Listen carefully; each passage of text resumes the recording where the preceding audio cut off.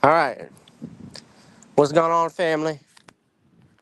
I don't know if anybody can hear me. I'm a little live. I'm live. We're here a little early, going live, and I'm out for a nice stroll here on this beautiful Sunday afternoon. Welcome, welcome, welcome, whoever you are, wherever you are. I hope you are blessed and doing safe, family. I felt like going. I know I'm early. We know we're early. I just wanted to come on live. I knew I wasn't going. I actually have somewhere I gotta be at about 3 o'clock. So I didn't know how long, and this won't be a long live stream, but coming from my walk and then coming here, live with you, I didn't know how long it was going to take. We're going to make sure everybody smashes up the likes, ladies and gentlemen. Smash up the likes.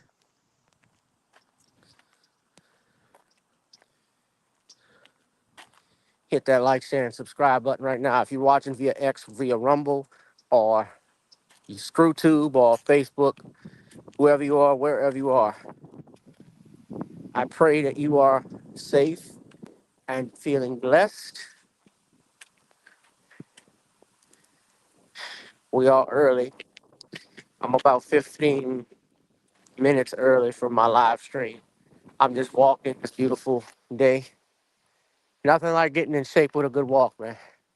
It's good for the bloodstream.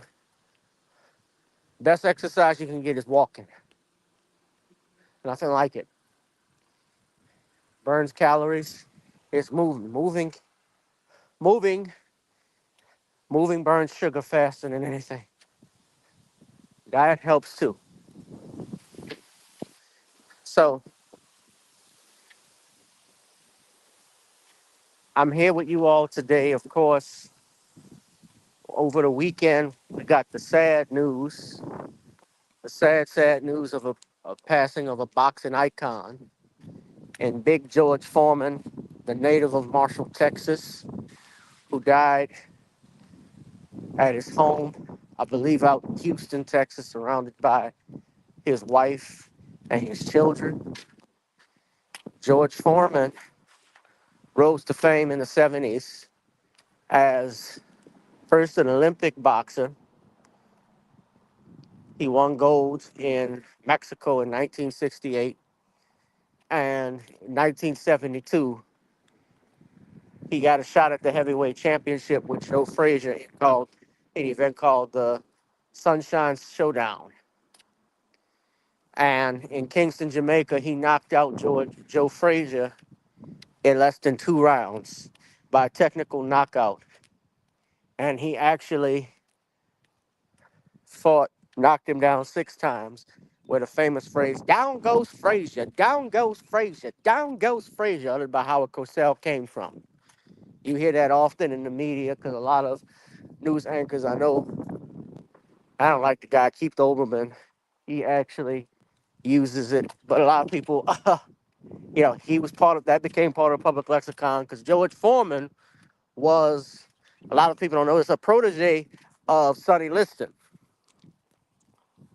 He was Sonny Liston's training partner for a while. That's how he got his start. But Joe, George Foreman was one of several children born in Marshall, Texas.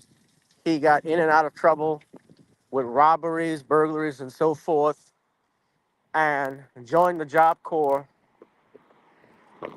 And in his youth as a teenager,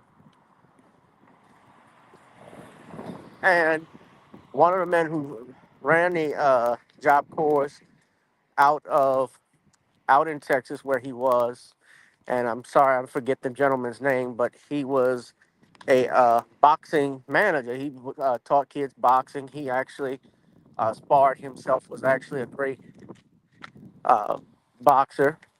And if you saw the movie in 2023, George Foreman had a bio that came out, and he taught George Foreman how to box, and everybody saw firsthand how powerful this guy, George Foreman, can hit.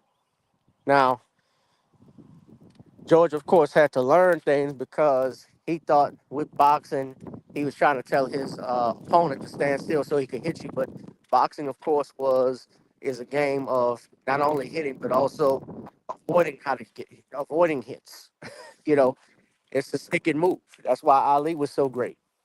And so George was basically a bully. George, that's how he came across. That was his mindset.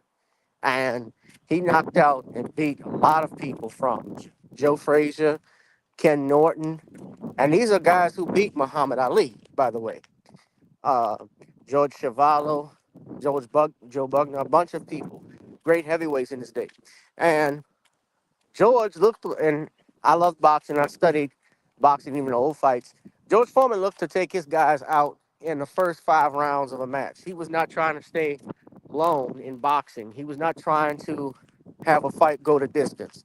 That's what he looked like he was trying to do. And when you fought a guy like Muhammad Ali, who was a strategist, who knew how he was way in and out of the ring, he also knew how to psych you out. Ali figured out how to beat George Foreman. He watched his fights. He saw George lacked stamina. And that, of course, and George Foreman, from what I heard from it, everybody says he didn't want to fight Ali because he thought he was going to mop the floor with him and kill Ali, and he would be hated for the rest of his life if he killed this great hero. But Don King convinced him otherwise to stay because you need to shut his mouth. You got to keep him here. And he didn't want to fight in Africa, by the way, because he came. That's another story. I'll talk about it in a second. But nevertheless, he stayed. The fight happened, and that was the Rumble in the Jungle, October 30th, 1974. And that was probably, I believe, the first major event. You love him or hate him, Don King promoted that fight. That was the first major event promoted by a black promoter. And that was the Rumble in the Jungle, probably, I would say, is Don King's best achievement. I think it was Muhammad Ali's greatest fight. It was a fight, obviously, George Foreman didn't like, and George Foreman made up every excuse after that fight, saying he was drugged, saying that the ring ropes were loose, and all of this other crap. And Ali just made him empty his gas tank. Ali did that rope a dope for 8 rounds, and George punched himself out. But And then he lost. He fought another boxer in the likes of Jimmy Young. Jimmy Young, a lot of people don't know this, but Jimmy Young was a boxer who, was a mid-carder. He actually got to headline a couple of fights. He actually whipped Muhammad Ali, but they gave the fight to Ali. Because in those days, you had to actually beat Muhammad Ali, like beat him in the ground and knock him out. He was a fan favorite. The referees and the judges, they liked him, at least sometimes. And there was no way you were going to beat Ali on a decision unless you decisively beat him. And George Foreman lost to Jimmy Young. And when he lost to Jimmy Young in 1977, he actually retired from boxing, and he had a religious epiphany where he claimed he died and he was resurrected. Jesus Christ was in him, and he became a born-again minister, a born-again Christian and a minister. And he retired from boxing. He looked away from it, and he uh, he started preaching. He got remarried, and he went back to his home in Texas until he had a youth center that was set up that was losing money. Um, I believe that was from mismanagement from people he trusted in terms of how the money was set and how to fix the community center. And he got back into boxing in order to build the church, keep the youth center open, and set his family for life. And at the age of 38 years old, George Foreman just started comebacks. He started comebacks. He recruited his old boxing managers, his team, actually from when he was a young man to when he was in his 30s now, and went on a win streak for several years until he got a fight with Evander Holyfield, who became the champion after he beating Buster Douglas, who beat Mike Tyson. And so that fight that he was able to set up with Evander Holyfield was watched by millions, and people were surprised to see that a 42-year-old George Foreman could actually go the distance with Evander Holyfield, 42, 43 years old, I believe. 40, I think Foreman was 43.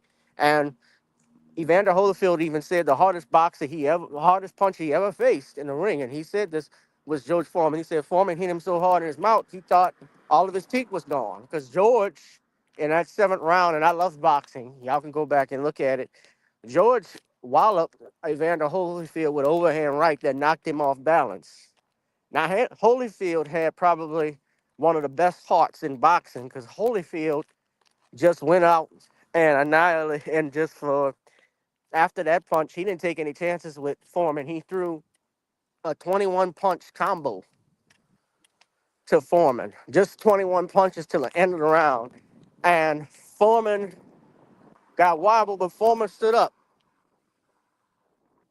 George Foreman had stamina. Well, George Foreman, he resurrected himself, I think, in his 40s and and actually had more stamina, probably timed himself better than he did as a young man. And so while he lost that fight, he earned the respect of millions around the world and in this country, and subsequently was able to become an ad man. He began, I remember as a kid, of course, people know he was the guy who did the George Foreman grill, but he had the Meineke commercials. He had commercials with KFC. He had commercials with, I think with was it not Holiday Inn? What's the inn company that used to do the commercials? You pop up in the suitcase. I can't think of it. I want to say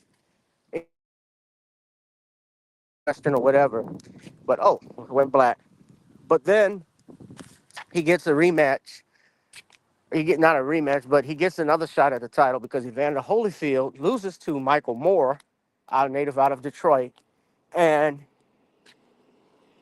in 10 rounds in 1994, 20 years after the Rumble in the Jungle, that fight where he lost to Muhammad Ali in round 8. He knocks out Michael Moore, although he was losing on all scorecards, and with a two-punch combo to the chin. And George Foreman once again becomes heavyweight champion of the world. Pure punching power. Anybody will tell you, especially who grew up watching boxing, George Foreman was arguably one of the hardest heavy hitting punchers of all time and was knocking out dudes left and right. Bam, bam, who's next? And so he resurrected him. So with that, George Foreman resurrected himself. He got obviously where I also know him from as a kid from the 90s. Those George Foreman grills, the lean, mean, fat fighting machine, was selling like hotcakes on the street. And I'm telling you, dozens and dozens of those things sold millions. I believe he made over $130 million from the grills, 150 million. And he became a very wealthy man, setting up himself, his family, and even others with for life. Also, he was a boxing commentator on HBO for a number of years. So that was another avenue that he was able to make money from, another stream of income. And he retired again for good in 1997, 1998, after he lost to Shannon Briggs. I believe he was trying to come back and win another title again to compete either with Lennox Lewis or Evander Holyfield again. But I that's how I remember George Foreman. He was a part of my youth as a kid. I forgot to mention this also. George had a TV show that was only lasted 1 year on ABC called George, where he basically played a fictional version of himself as a former boxer who basically raised several kids, needy kids. And that's what George Foreman did. Now, I look at also his history. When he fought Muhammad Ali and up into the 1960s, there were a lot of black people who didn't care for George Foreman, in that there were people who didn't like George Foreman when he went to Mexico, and this was a time right after Dr. King's assassination. Black people were fighting for their rights, and George Foreman, when he won gold, was waving the American flag around in his hand. And so a lot of the militant black leaders, especially uh, those at U.S., I believe the African American studies people who were at the schools, like the colleges and campuses. I think it's Dr. Harry Smith who even talked about this. I believe he's professor at USC, if I'm not mistaken. They were calling George Foreman Uncle Tom and sellout because he was waving the American flag around while in the meantime, your people, black people, are suffering across this country. And they didn't take kindly to it.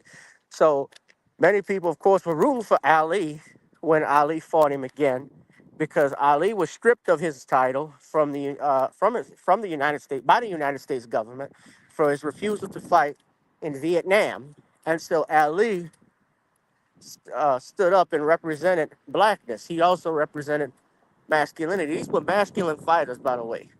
These were men, and I think it's twofold with George Foreman for me, because I can understand why many people, especially in that era, probably were upset with him with that at that time, especially of racial tension, which in some areas and aspects of this country that in this time we live in, we still find ourselves in, although it may not be as dramatic as it was then.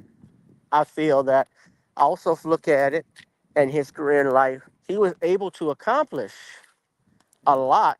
And in many ways, he did give back to people. You know, you set up a youth center in your hometown of Marshall, Texas. You set up community centers out in Houston, give monies and so forth. And he was able to accomplish that and do that because he had a very successful career. And I don't think he would have been able to accomplish that had he not changed his image and likeness around. In the 1970s, they weren't giving black men commercials. They weren't giving them sponsorships to deal with, at that time. No major corporations at that. And so now he becomes a pitchman, yeah, selling the Meineke commercials, with all of his sons, George, naming all his kids after him, which was funny. I remember Larry Holmes was going in, boxing great Larry Holmes was going in on him because he said George Foreman didn't pay him or took their prize money and they were supposed to fight. So he never really liked George Foreman. So I wonder how he feels today about his passing. I don't know. But I love Larry Holmes too. Larry Holmes was a great boxer. But George Foreman, uh, we can learn a lot from his story. And especially now, what happens with his passing, I don't know. I'm assuming somebody like him who had that much money, had generational wealth, had with so much generational wealth, he actually had access to a will, have an attorney. What's going on, kids? He had attorneys, I'm sure, who drew up wills and contracts, trust accounts, I'm sure, for his kids. I'm hoping he did that because I'm sure now that he's passed, there's going to be an issue with the monies that he's collected, his homes that he may have had, and how that money is passed on. Now,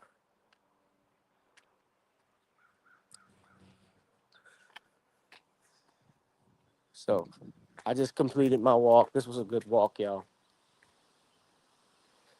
Let's see what we got in the comment section. Yeah, I forgot about the video games too. Yeah, after, when they had Mike Tyson's Punch Out, y'all know after that, when Mike was no longer champion, whoever was a prize fighter, I think even Buster Douglas had a video game in the works, if I'm not mistaken. But Evander Holyfield had a video game. I remember George Foreman even had a video game for him.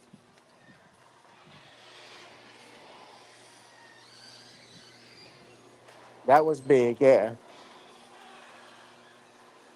Now they do on Xbox. They had Fight Night, which they do, and which they had, and you could play with any other fighters and so forth with any other boxers like Joe Louis, Mike Tyson came out. Yeah, I actually worked on those games at one point. I used to work for EA Sports. Quiet as it's kept.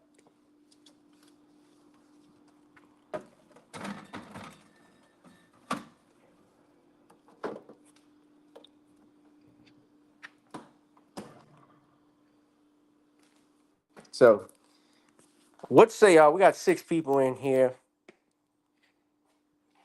How many of you? What do y'all think of George Foreman?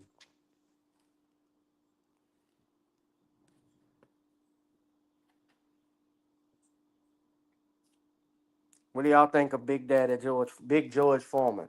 Boxing's by far the game of boxing has changed now. Um, you can't find it on basic television anymore.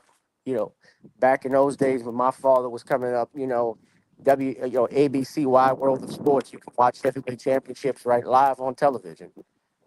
Now, of course, in the 70s, when they started to do closed circuit and then the advent of pay per view, now you had to buy it on cable. Cable television came on, and that was a way, and that revolutionized everything because now you can watch a heavyweight championship fight. You had to pay $60, $70 to do that. I have so many fond memories, especially as a kid, going by my grandfather's house, watching a lot of heavyweight fights like I remember the bite fight, Mike Tyson versus Holyfield. I remember Trinidad versus De La Hoya and De La Hoya versus Sugar Shane Mosley. So all of those things just come flowing in. I remember those were classic fights. My grandfather was a avid boxing fan, so I grew up on that. You know, Foreman, when you watched his punching style and looked at him, he was a guy. What's going, Byron B? He was a guy that wasn't really a mover or anything like that, where he actually boxed people. He was a puncher. He was a slugger. And there's a difference between sluggers and boxers. A boxer is someone who, like Ali, I'm going to take my time with you. I'm going to measure this guy. Stick and move. Hit and don't get hit. That's a boxer. George and even Mike Tyson was like that at one point. Mike had power, but he also had speed. He changed after he fired his managers Kevin Rooney and got rid of his finance managers too. I think that was the biggest mistake he did when he got rid of was it Bill Clasey? I think was his manager at that time, and fired him and replaced him with Don King. I think that's when the beginning of the end of Mike Tyson's aura came about. And then losing Cus D'Amato at a young age, and before Cus could actually see Mike as champion in 1985. But he predicted Mike Tyson was going to be the next heavyweight champion, and he was. So, yes, rest in power to Big George. Got a lot of rip. Yeah.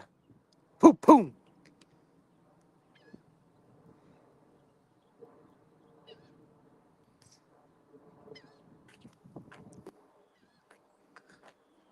No cause of death, by the way, has been released as to George Foreman's passing, but 70s, I've heard rumors. I don't want to say anything about it. His death was announced uh, this late in the evening. I was actually out at a bowling alley. I bowl on the weekends, and I saw that he had passed. So I was saddened to see that.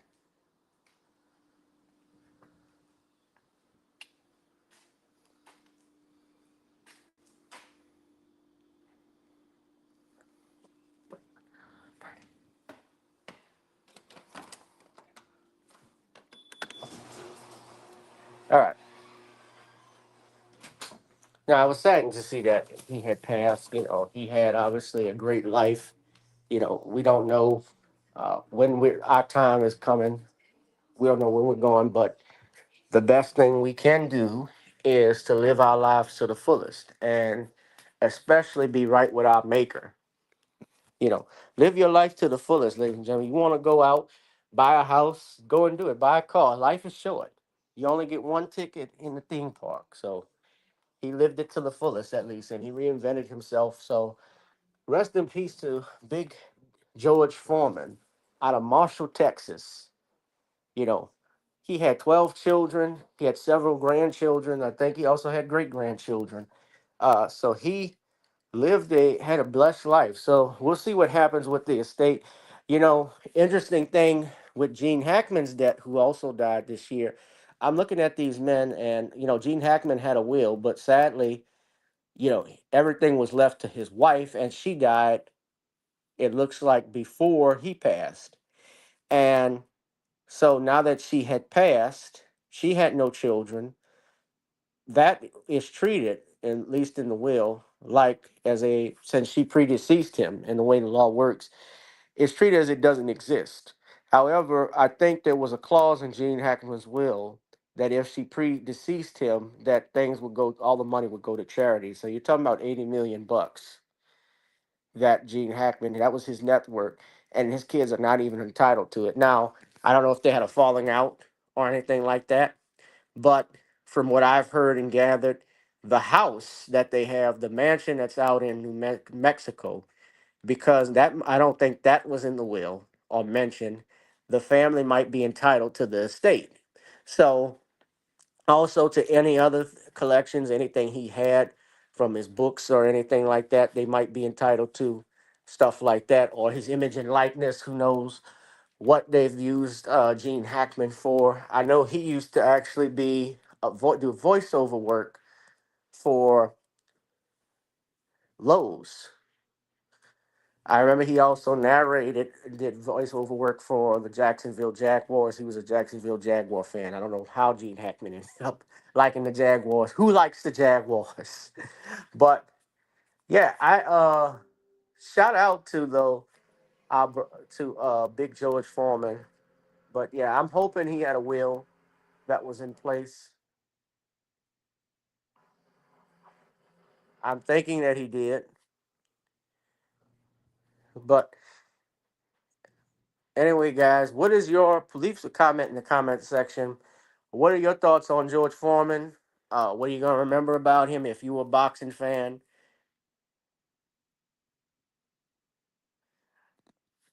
Well, they probably Byron will sell a home or something like that. Yeah, it would be eerie to live in the house that your father and your stepmother lived in when they died, and they all died at the same time. Would that be spooky? It certainly would come. It wouldn't be pleasant. It wouldn't be pleasant, but I mean, then again, you got to sell a home. Who's gonna buy the house?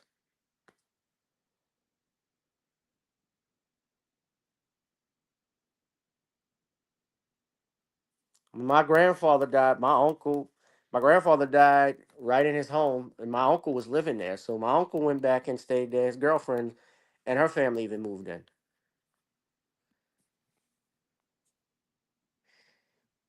I heard that. Yeah, Popeye Doyle, the French Connection. But interesting enough, they thought it was Popeye the Sailor Man, and they said no. But Popeye actually had a for children. I remember because Popeyes was based down here in Louisiana, and Al Copeland, uh, he certainly, I think he had a deal with the creators of Popeye, I think with Paramount or so forth, whoever owned the Popeye comic, because they actually had a toy line with Popeye the Sailor Man. So as a kid, I always thought, especially Popeye was based off of Popeye the Sailor Man, and they actually used to have a cartoon show, a live in studio show in the '80s, early '80s with Popeye here in New Orleans. So I remember stuff like that, man. That's bringing back memories. Yeah, Gene Hackman was a hell of an actor too. Yeah, but Big George Foreman, y'all. I'm trying to see it. I'm doing this from my phone. Why I can't? I was trying to see if I could share, and I don't see it. If I wanted to share some clips, if I could from my phone, I probably can't do it. I have to do it from the computer. Hold on a second. Let me see if I can do that. Hold up. I'm coming back in.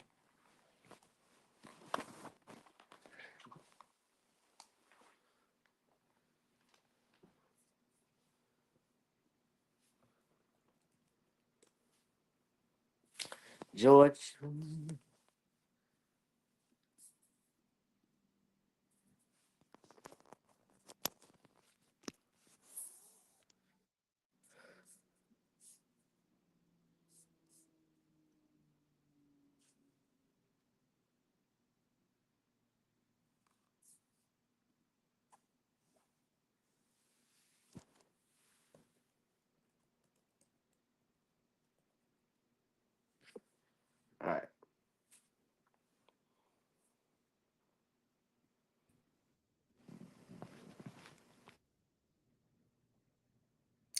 All right, I'm back here. Ooh.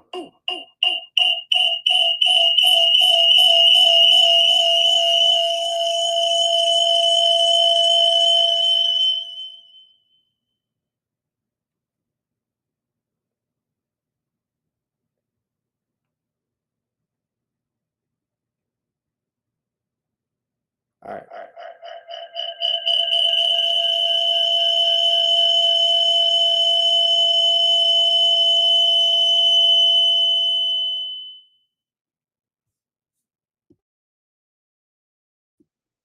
All right, hold up.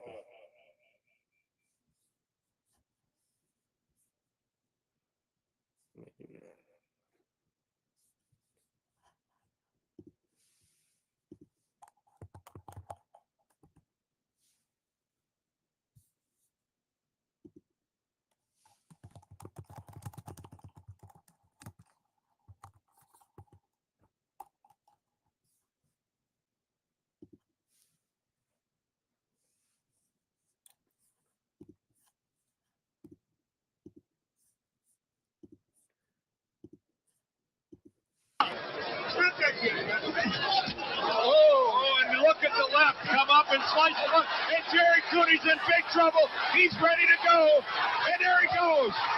2, 3, 4, and he is badly hurt. 5, same position he was in round 5 against Spinks. A clubbing right hand by Foreman. One of my favorite highlights. Now let's see if he's learned anything about how to survive, because he's got a minute and 8 seconds left. Oh, and that's it. And I don't think this fight's over. That was a hell of a knockout. That was on his comeback. That was Foreman, Jerry Cooney. In the second 5 against Spinks. A clubbing right hand by Foreman. Great right hand. Now let's see if he's learned anything about how to survive, because he's got a minute and 8 seconds left. Oh, he's out. That's it. And I don't think this fight's over. This fight's over. George Foreman blows away Jerry Cooney in the second round. And he came over here to ringside and winked. And Jerry Cooney is not close to getting up. A minute and 57 seconds of the. That was a hell of a fight. Yeah. Now here's some other pictures. This is the fight with Frazier. If I could put his KO of Frazier, I want to show y'all. And I'm going to show Michael Moore's knockout. But yeah, this guy was bouncing. Well, they're trying to psych each other out. It's Arthur McCanny, round 1. Watch. Any second now, and we may have an interesting evening. Frazier, quite understandably, the favorite. Foreman comes out punching with the right. Frazier in his usual style. Smoking is the way he puts it. His job to get inside. His best weapon, the left hook. Foreman is vulnerable to the hook. Oh, the crowd was misled when Joe fell back a little. There was a slip off balance. Just wait. It's coming. Historically, Frazier has not been a good first-round fighter. But historically, he has been a tremendous, tremendous fighter. A great champion. You saw the left hook. Foreman would like to keep punching and keep Frazier away from him with his punches. Joe's job to get inside. Steadily use that left hook. Playing Howard Cosell at 1.5 speed. Oh, Foreman connected, as you saw. He's a big, strong boy. He likens this fight to the same kind of problem he faced. There's another left by George. He's getting into Frazier's head. We'll find out tonight how much the Ali fight took out of Frazier, if anything. And we'll find out tonight just how good George Foreman is in punching and in taking a punch. I think he hurt Joe Frazier. I think Joe is hurt. Angie Dundee, Ali's trainer, right next to me, is saying it. You may hear him. Down goes Frazier. Down goes Frazier. He is as poised as can be. We have a minute left in this first round, and already this fight is proving out what some have expected. Underneath, Archie Moore is yelling to Foreman. We've got the excitement here that we look for. Frazier is dazed. He is getting hit again and again and again. The same head that was hit so often by Muhammad Ali. Frazier is dazed. You see the countdown for the first round. Foreman has not panicked. Foreman is going about his job. Foreman is all over Joe Frazier. Frazier is down again, and he may be. No, he is rising. He is game. He doesn't know where he is. Now the round is about to end. 2 knockdowns in the first round of Joe Frazier. Down again. No saving by the bell. He's up, and so the fight continues. 3 knockdowns in the first round by George Foreman. Now you're looking in slow motion. Watch the this, right for right, the first knockdown. Right clean as a whistle. Right on the forehead. Oh, what a first round. Slow-mo for the second knockdown. Ooh, The right another again. uppercut. Clean. There's a whistle again. We're waiting for the start now of round 2. There was no question about the first round. 3 knockdowns. Now Joe is coming out at him. Wants to come back in a hurry. You'll not find a gamer man than Joe Frazier. Joe Frazier, who went down 3 times in the first round. A caution from Arthur Mercani. Oh, he is all over Frazier again. He has Frazier in the corner. Frazier's knees buckled. He is down. He is down for the 4th time in the fight. George Foreman is doing to Joe Frazier what he did as a 19-year-old to a veteran Russian, a fellow named Leonid Shapulin, in October of 1968 in the Mexico City Arena. A quick left from Joe. Another. Frazier is down for the 5th time in this fight. 3 times in the first round. Twice in the second. Dundee is screaming, stop it. Check the senses. Check Frazier's senses. Right. It's target practice for George Foreman. It is target practice. Frazier is ready to go again. Joe is standing. There he goes. 3 times. 3 times. The fight is stopped. No, it is not. It is not stopped. Angie Dundee is screaming, stop it. Bertie Pacheco, Ali's doctor next week. It is over. It is over. It is over in the 2nd round. George Foreman is the heavyweight champion of the world. We're in the ring corner. As you can see, Joe Frazier's corner. George Foreman, the new heavyweight champion of the world, has just spoken to Joe. Now, this is the fight with Michael Moore. This is when he regained the title.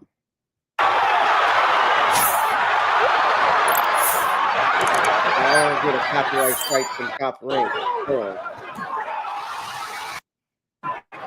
Watch this. 1-2, another 1-2. 5, 6, 7, 8, 9, 10. Wearing the same trunks that he lost to Muhammad Ali. And he was losing the fight too. Boom, boom. Right on the button.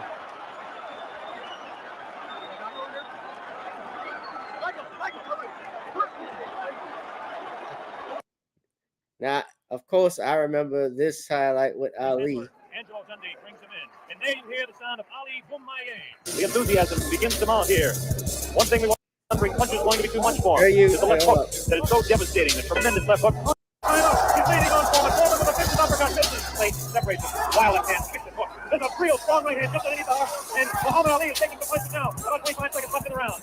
Ali makes left, goes to straight right hand. The right hand lead. Has George Foreman slightly field. But a great left jab from my corner. Has Ali in the corner. Ali hits the back. Hangs on. One tremendous pace in round number 1. Ali is definitely heading with right hand lead. A good right hand taking on the left side of the jaw by Muhammad Ali. Oh, a great left hand. An over-number combination. Left hand in the right side of the jaw. Taken by the champion coach. Just the left hand in the eye of Foreman. Ali scoring some punches here. These punches are not turning as he's taking on the side of the head. 30 seconds left in round 2. Look at Ali. Continues to come clock. Definitely great. Tremendous combination by Muhammad Ali. 10 seconds left now. Round 3. Ali throwing his combination. Again, left right combination to the head of Foreman. Foreman again with the right hand. Right from the left side of the head. About in round 3. Ali super confident. Foreman looks unusually slow with his hand. All of a sudden he opens up. Foreman looking for the opportunity. Looks at it tremendous with determination. Staggered. Foreman staggered. Definitely. Right on the button. Right on the jaw of George Foreman. Jack Late referee separates 2 fighters. There's a vicious left. No real direction. None. Ali is getting it. The wild left. By the ball from Ali. Doesn't seem to bother Ali as Ali stands on his toes. Works downstairs. Goes downstairs. Good left hook by Ali. Good left hook by Foreman. Ali on the right. Ali leans against the rope. Right hand taken on the glove by Ali. There's a real wild right hand taking the back of the head of Ali. Foreman with a wild right again. Ali looks like he's trying to rest this round. Punches are not doing any damage though. Vicious right from the body of Ali. Wild right into the head of Ali. Left taken on the glove of Ali. George Foreman round all the way. Ali into the closing round again. Foreman railing away. Lands in the head. Foreman that right. Ali trying to get the head. Back up Foreman. Back it over his back. Foreman hitting in. Foreman with a more time. This is a wild affair. Ali is going to there's a goal. Separates the 2 fighters. Ali goes down again. Oh, I mean, just look at it. Ali is just tagging. He's grabbing Foreman, of course, by the head, which they complain about. Frazier was complaining about his camp was complaining about the Miller in the middle because they felt Ali was away with a lot of stuff. If the referee don't stop or say nothing, do as you can. Quick jab. Ali was winning the fight too, by the way. Very even fight. Ali, a sticky right hand. Another sticky it right is. Hand. He worked over the shoulder.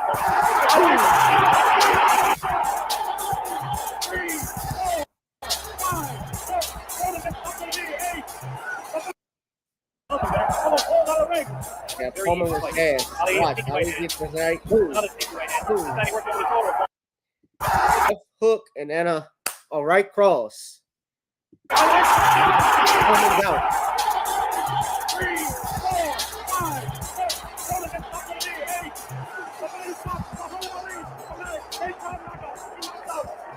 George Foreman. The greatest of all time. Rest in peace to George Foreman, though. Of course, legendary boxer, legendary career. Yeah, they did. Well, you know, Rashana, that fight, what was good about that was, I think, and I'm going to give you some facts on the Rumble in the Jungle, that was fought in Kinshasa, Zaire, which they had a sports arena. It was, you know, Kinshasa, Zaire is now the Democratic Republic of the Congo. The venue that they had, which was the Stade Raphael facility that was opened in 1952, its capacity could hold over 50,000 people. But I think they had to fix up the city because if you watch the movie, they had Don King Only in America. One of the problems they had was the airports was not big enough for commercial flights. The stadium had to be fixed up.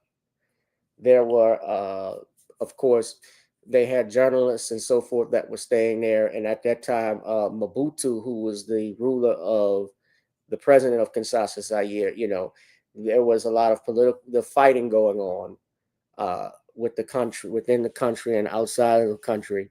And so there was some delays, you know, with regards to the fight. George Foreman actually got cut he was supposed to fight, I think, in September. That's when the fight was supposed to start, but he got a cut over his eye. So the fight got moved up to October 30th.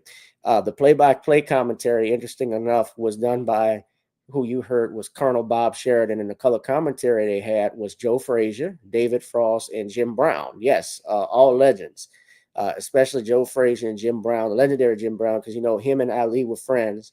And Ali kept winking at him during the fight from what Jim Brown was saying. Is Jim Brown thought Ali was going to get hurt by George Foreman, and it turned out otherwise. Now, there's a caveat to this. So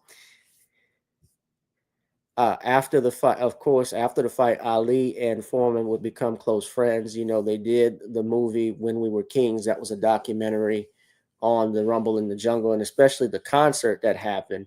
A lot of people forget this, but there was a concert that took place a few weeks before the Rumble in the Jungle, a 3-night-long music festival that featured the Pointer Sisters, James Brown, Celia Cruz, Fania All-Stars, B.B. King, Miriam Makeba, the Spinners, the Crusaders, Bill Withers, Manu Dibango, and others. And the film was called Soul Power.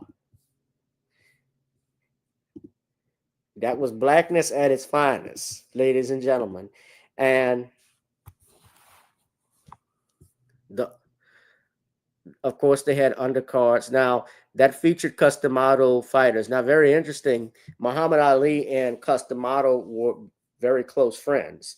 And he had a special relationship with Cus, and he asked Customado how to beat George Foreman. And Customado told him, remember, you're fighting a bullet. So when you come out in the first round, throw your first punch with bad intentions. Let him know you're there you're in business. You're not going to be intimidated by him. Now, Ali, of course, was famed for his speed and skills, but his technical skills. But, you know, Foreman had the raw punching power. But, you know, Ali was in his 30s. He wasn't as fast as he used to be, as he was when he was younger. So, and while one thing he was doing, he was using his right hand lead punch instead of setting him up with the left. So he was throwing a lot of right hand leads that caught Foreman off guard. But while it surprised Foreman, it didn't hurt him. So Foreman began to catch up and land punches of his own. So Ali told his trainer and his fans he had a secret plan for Foreman. And by the second round, Ali started to do the rope-a-dope, where he started leaning on the ropes and covering up. And Foreman's just punching his arms and shoulders. And he's taunting Foreman, telling him, come on, George, you swing like a sissy. They told me, show me something. I heard you were I heard you could hit harder than Joe Louis. That's what they told me, George. You're nothing. Come on, you seem like a sitting sissy. Let me see your box. They told me you could punch, George. They told me you could punch as hard as Joe Louis. And Foreman said in the back of his mind, he said, I thought he was one more knockout victim until the 7th round. He hit him hard in the jaw and he whispered in his ears, that all you got, George? And he realized this isn't what he thought he signed up for. He said, this ain't what I thought it was. And by the 8th round, Foreman's punching and defenses became ineffective as the strain of throwing so many wild shots took his soul. And Ali pounced on Foreman and tried to pin Ali on the ropes, landing several right hooks over Foreman's jab, followed by the 5-punch combination that we saw. And referee Zach Clayton stopped the fight before Foreman could get to his feet. Ali led on all 3 scorecards, 68 to 66, 70 to 67, and 69 to 66.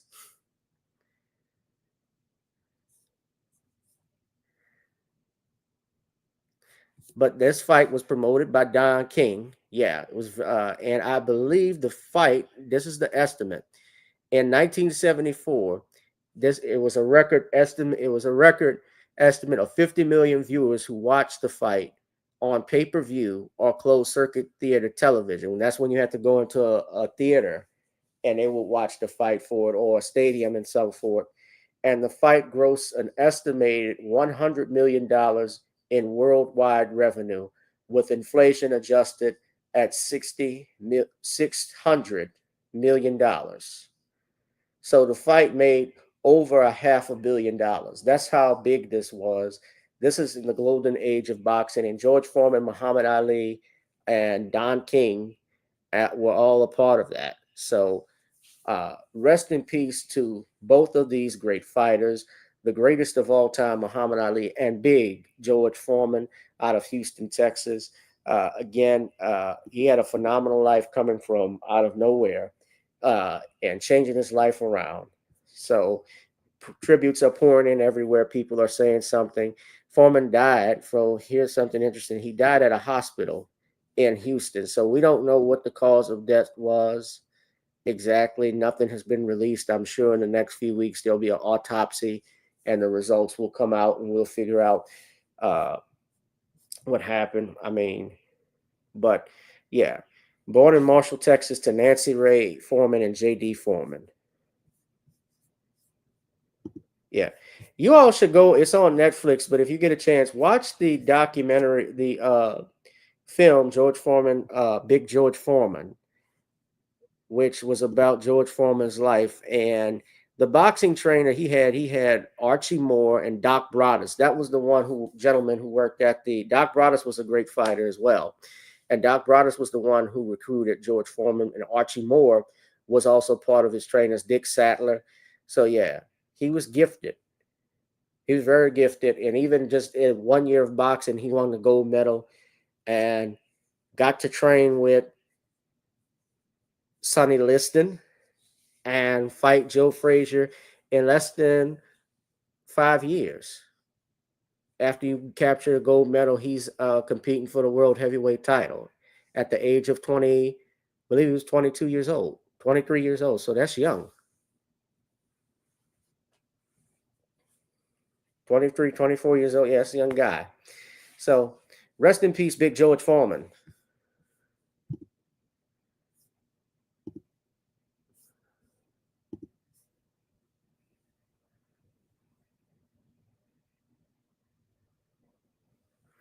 It's good to see you, Rashana. Yeah. Shout out to Sharanian. Yes. It sucks that he's dead. Yeah, it is. But, we all got to go that way. But, he lived a dynamic life.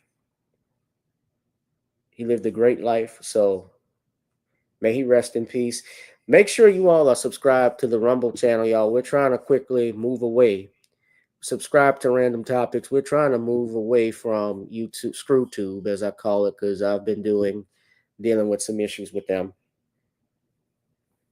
So rest in power to Big George Foreman, ladies and gentlemen, the 2-time heavyweight champion of the world. Lived a dynamic life. What more can you say? Rest easy, champ. All right, y'all. Y'all be safe and be blessed. Make sure you hit that like button, like, share, and subscribe, and that notification bell, and I'll see y'all in the next one. Peace out, family. Whoever you are, wherever you are, hope you are blessed and doing safe. Ladies and gentlemen, greetings, family. Of course, I'm tuning in. You see me without the glasses off today, but if you're looking for some opportunities, particular advertisement opportunities, then look no further at the link at the bottom to my email address. You can hit me up for advertisement opportunities. We are supporting and promoting your businesses here on this channel. You can also, if you would like to donate and subscribe to our Patreon, a link is at the bottom as well. So you have multiple ways in which you can advertise with the platform by emailing me when we go on through our live stream. You also have access to premium content, those that want to see premium content that you will not find here on YouTube or Facebook or Twitter, as I am suspended probably by now. You guys can check out the Patreon at link at the bottom. But advertisement opportunities, definitely email me, gavin.grich1@gmail.com for rates. And for the Patreon, it is the same as the YouTube channel. It is channel gboot2786. All right, I'll holla. Peace.